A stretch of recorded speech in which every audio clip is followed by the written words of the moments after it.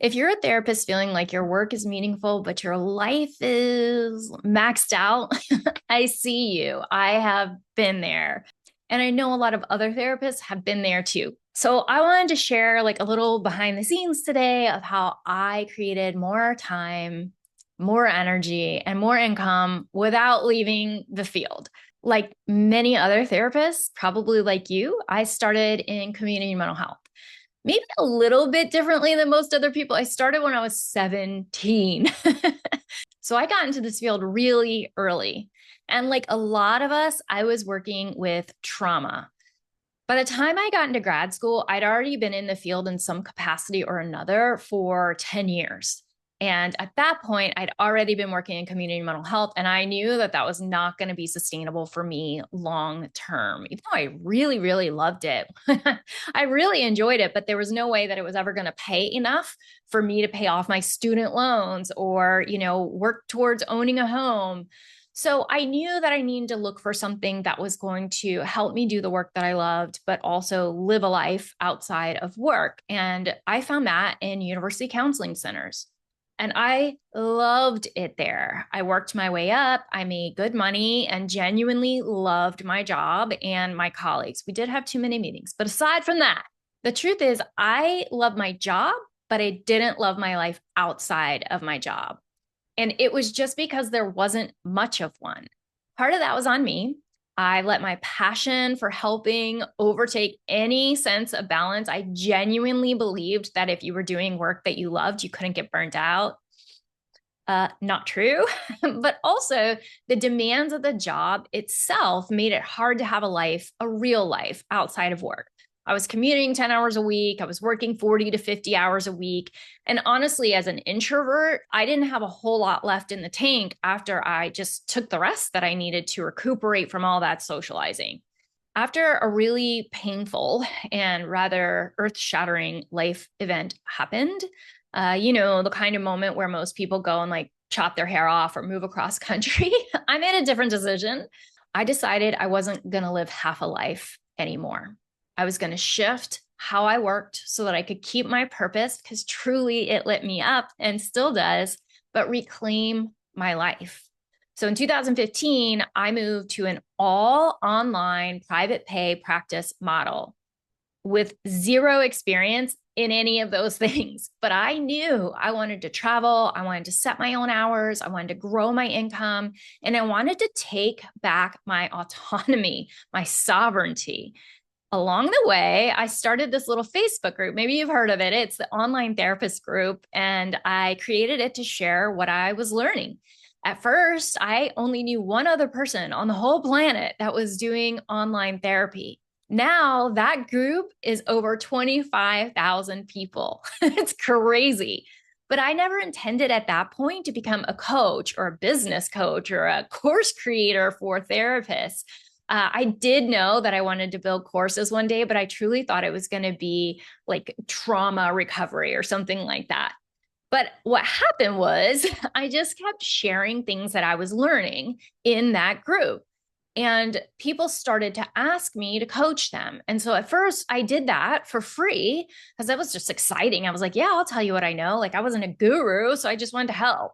And then I got really busy helping people one on one in addition to running my practice. So I had to start charging to stem the flood of people.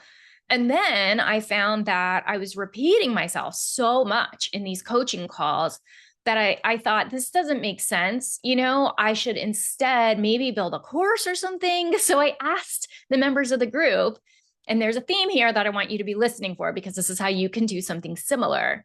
I said, hey, you guys, I'm repeating the same thing over and over in coaching. It does not make sense for you to have to pay all this money for me to coach you individually through this process. I could make it more accessible for everyone if I like bundled it into a step-by-step course. And they were like, heck yes, girl, please.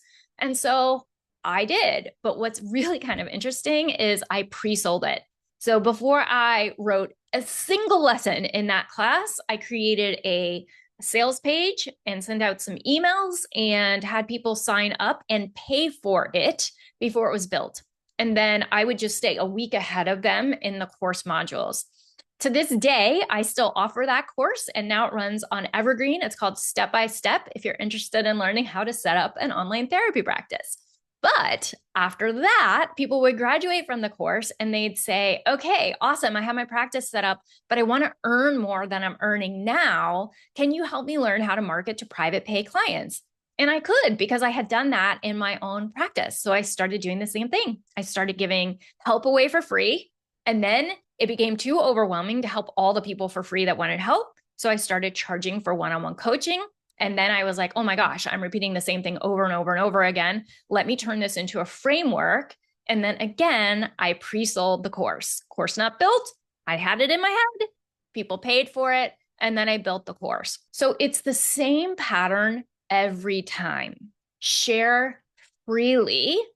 Validate that there's actually a need for what you're offering. And you do that because this free stuff you're sharing catches on fire. It doesn't happen immediately, but as you are stoking that flame, we'll roll with the metaphor there, it starts to build and build. And then you know, okay, this is something that people want.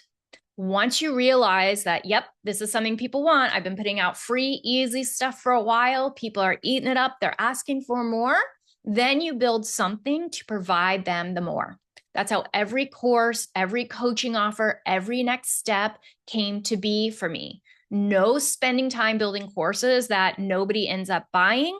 I'm building the course because my audience is telling me what they want, and I am pre-selling that bad boy. But it all starts with being generous and becoming visible.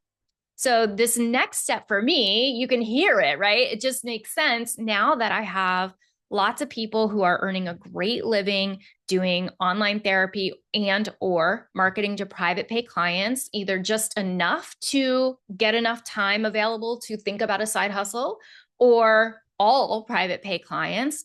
Now they're asking, okay, Amber, how else can I help people?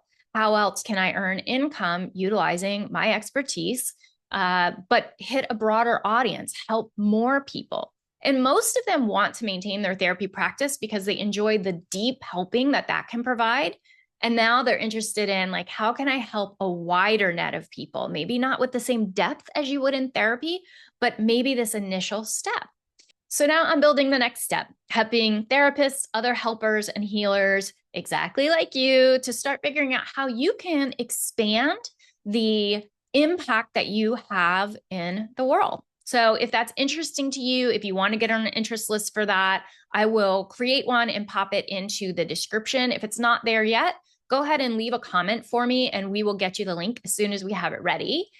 The thing is, I never wanted to leave the helper identity behind. That is crucial to who I am as a human. So I'm still doing what I've always done, helping people. I'm just doing it in different ways. So you can do that in therapy. You can do that in coaching. You can do that in memberships, courses. You can do that in creating products like little inspiration cards. There's so many ways to be a helpful human. We just have to find the people that you want to help and the thing you want to help them with. That is step number one. I want to help you if you're interested to create more ways to do what you love that also protect your energy, honor the seasons of your life, the energetic seasons of your life, and give you space to live a full, creative, fulfilling life in service to the things that you are passionate about and the people that you love helping. So if you're feeling pulled towards something more freedom, income, and room to freaking breathe, I hope that my story reminds you that there's nothing wrong with you for wanting more. You do not have to leave your purpose to create a better or fuller life. You are allowed to evolve, my friend, and it gets to feel good. So if any of this resonates, I would love you to drop a comment, say hello, tell me where you are in your business. And I really would like to hear what chapter you are wanting to step into, what you've been dreaming about. And I look forward to supporting you in getting there. Bye, friends.